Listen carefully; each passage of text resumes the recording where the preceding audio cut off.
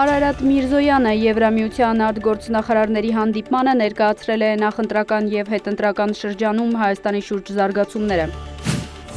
Եվրամիությունը պատրաստ է շարունակել ֆինանսական աջակցությունը Հայաստանին, կոս։ Իրանը և Միացյալ Նահանգները 14 կետից բաղկացած փոխըմբռնման հուշագիր են համաձայնեցրել, Հորմուզի նեղուցը կվերաբացվի։ Ողջունում ենք Միացյալ Նահանգների և Իրանի միջև ձեռք բերված համաձայնությունը, Փաշինյան։